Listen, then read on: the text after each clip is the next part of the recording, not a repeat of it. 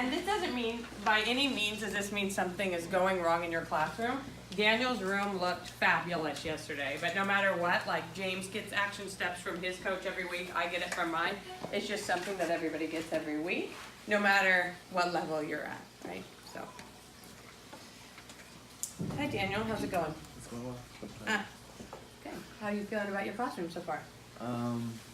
There glows and grows every day. That's kind of just the way I try to stay, like in terms of my mindset.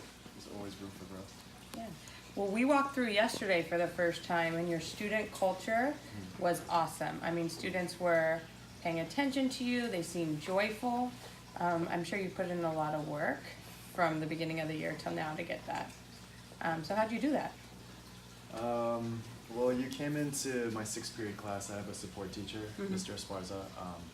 So we have 7 IEPs, about maybe like 25% ELs, and so a lot of it was just a feedback chain constantly between me and him, seeing one another as peers, and lots of adjustments. But I guess the challenge is creating routines when there have been so many adjustments, I guess, throughout so far. Awesome. And I also noticed you using another strategy that Teach Like a Champion calls strong voice. You're really standing in front of the students, standing still and delivering, and students were really, your presence was really strong when speaking to students, so great job with that too. Thanks. All right, so we're gonna watch actually 2 videos today, and in this first one here, I want you to think about how did the teacher get students to engage in the work, and what was the impact of that?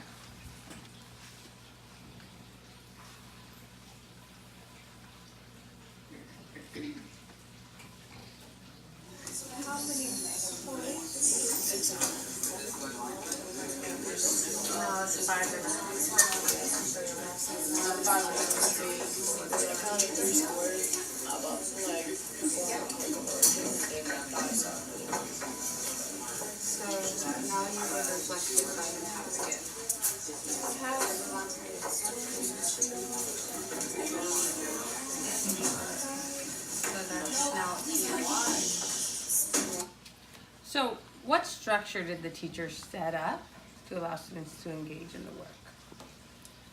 I see that there are groups, there are group seating, and I see that there are like procedures all over the classroom, kind of what students should be doing. Yep. And not as much teacher voice. Yeah. Oh, yeah. Why wasn't there as much teacher voice?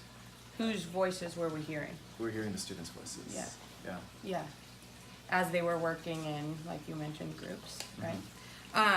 So looking at that, and your setup is pretty conducive to this. It looked like you had pairs, right? They're in tables of 2.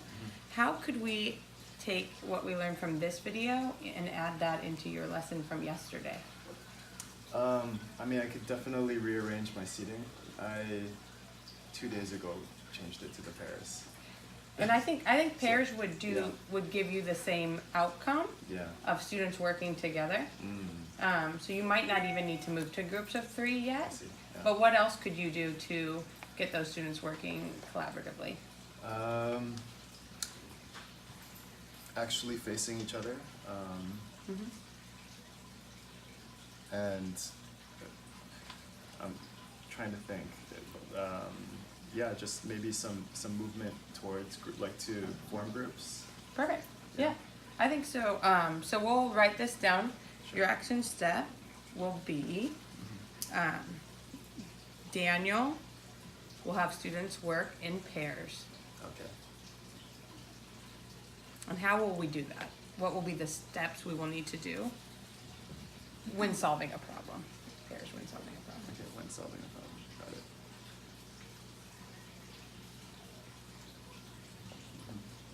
Can you repeat that question? Sorry. So what steps would we have to? So definitely, kind of what you shared earlier with when you were modeling. Sorry, when you were modeling, just the clear instruction of pairing, I guess. Yeah. Saying pair, share, and creating that culture, I guess. Yeah. Yeah. Yeah. So I think we'll start with maybe posing the question.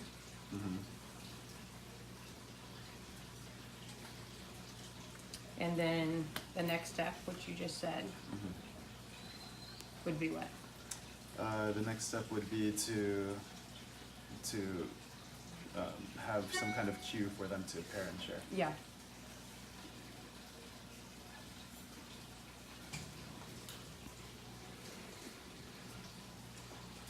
Okay. Got it. Perfect. After they're, okay, so they're working on, you were working on coordinate planes yesterday. They're solving that problem together. What would be important in their conversation? What would you want to hear? I would want them to be able to say, describe a movement using X and Y. Okay. Yeah. Yeah. So we can make that a little more generic so we can use it across different strands of content. So we'll say that the students will explain orally their work.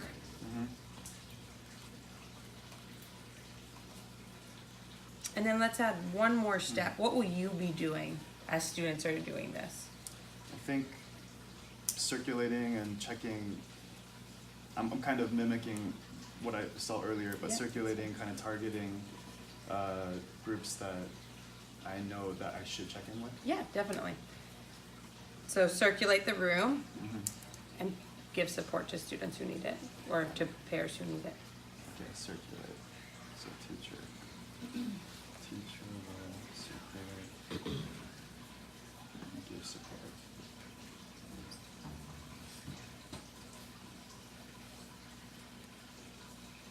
Got it. How does that sound to you as a start? Yeah, that's, I think this is a great start. Okay. Yeah. All right. And we're going to look at one more strategy before we practice, and we'll practice the two of them together. So we're going to watch one more video. And in this video, let's think about how is the teacher able to check for understanding really quick across the whole class.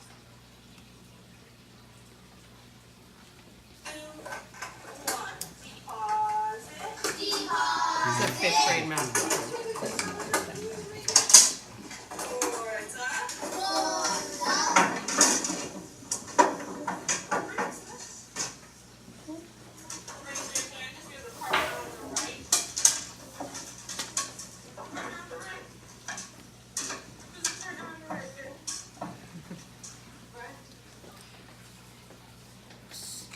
Let's watch that was a pretty quick, so let's just watch from the beginning one more time. So what strategy is the teacher using to check for understanding quickly?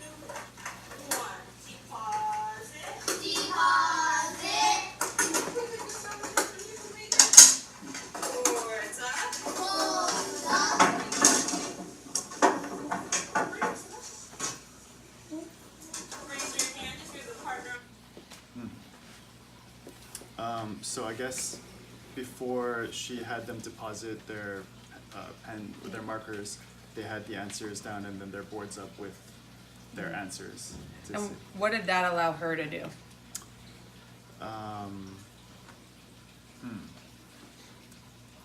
It just allows her to scan Yeah. quickly. Yeah. Totally. So thinking about this first action step, how could we add this to the end of this so we can check for understanding quickly? Circulating is wonderful, but you might be supporting a group for a little bit of time, which means you didn't see everybody's final product. So let's start a second action step, which will be Daniel will use boards up for CFU. So how will we do that?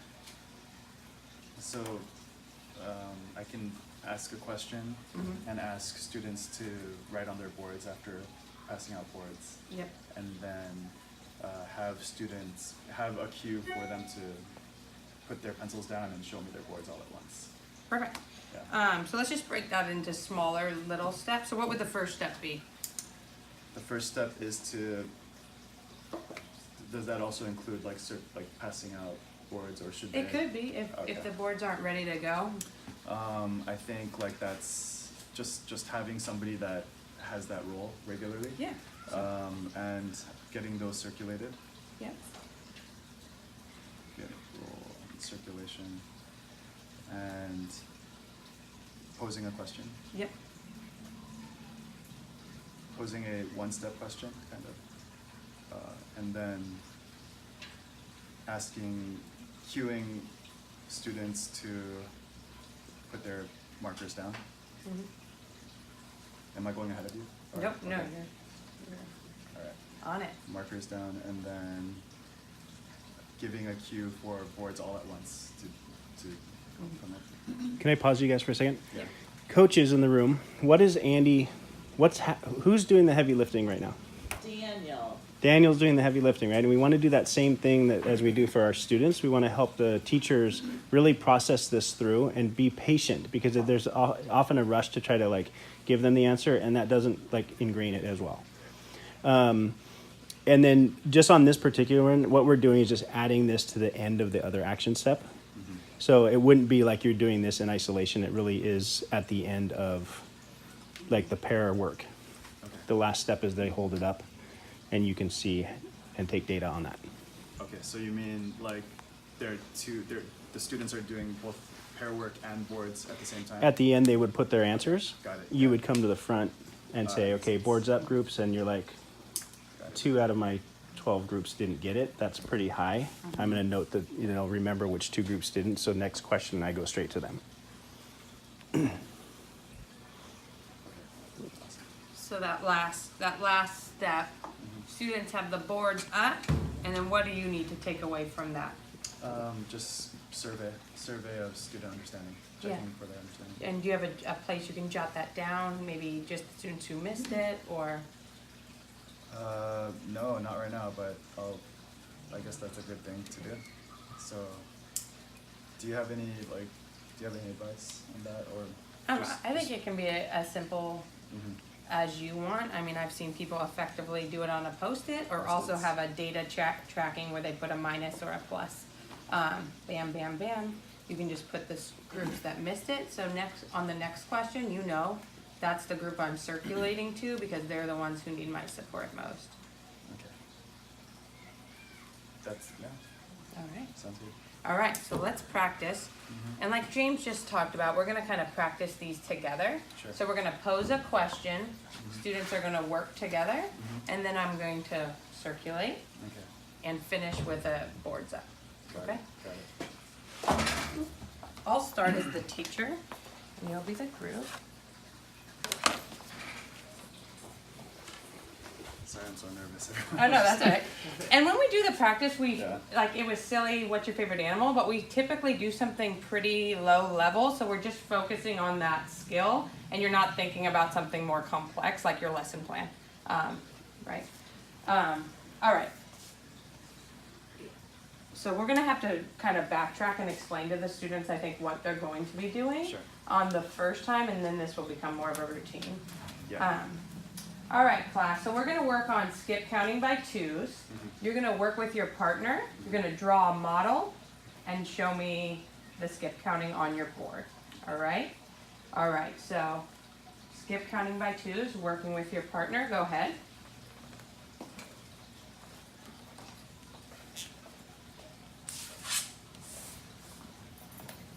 Nice job, I like how you have your model here. Thank you for drawing that out. All right, about 10 seconds. Nice job.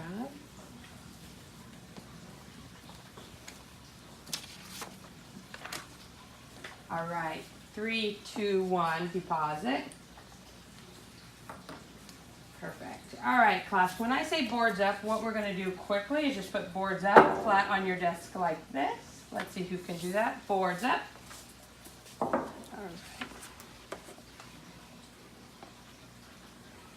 All right, boards down. All right. Now it's going to be your turn. You're going to be the teacher, and we're going to practice that. Since this is 2 action steps together, we're going to have kind of a lot of steps, so we might stop in the middle. Yeah.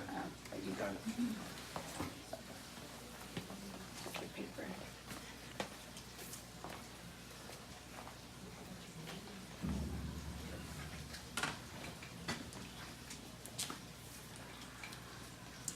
All right, class. So today we're going to skip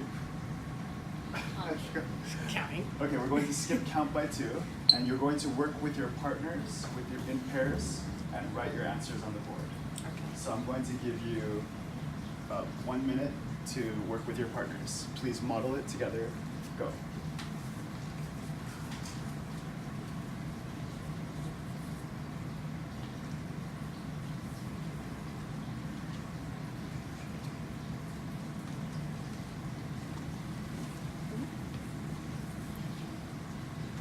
Okay, in 3 seconds, you're going to deposit. 3, 2, 1.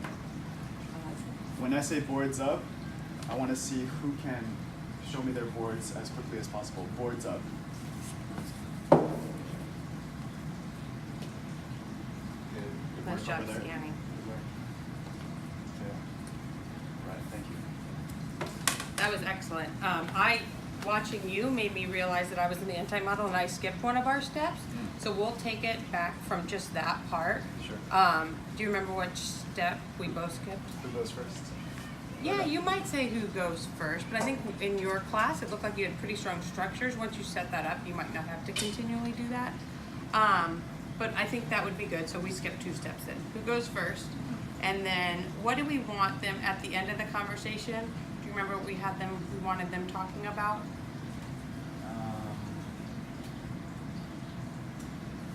Let's see. End of the conversation. I did actually.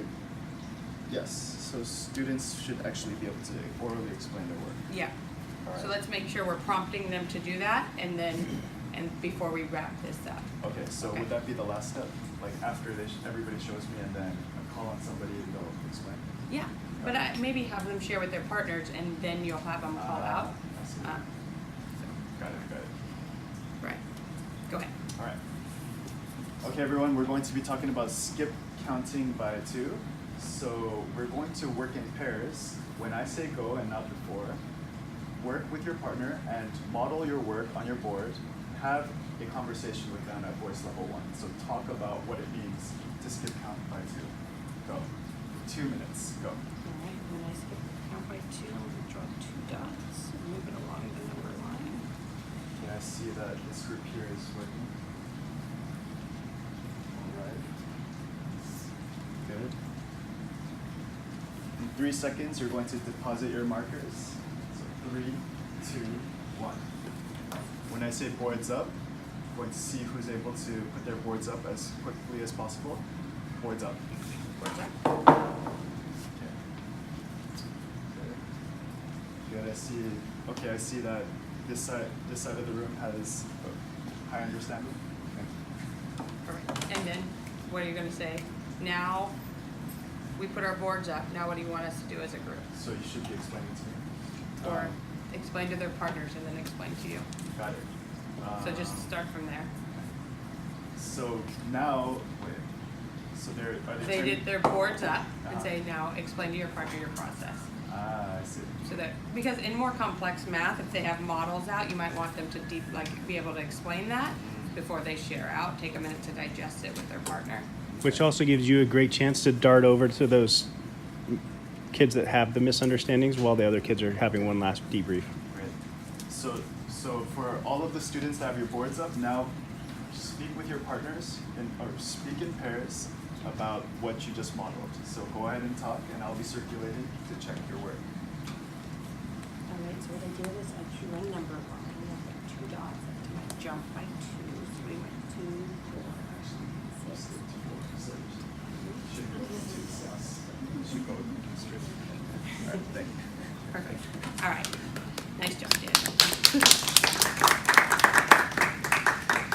And I won't be back next week, but if I were, I would say, so when can I see this in action? In your lesson plan. So when would you be able to add this into your lesson plan? I think next Tuesday works. All right, sounds good. I'll be there. All right. All right, nice job, Daniel. Thanks. Way to go.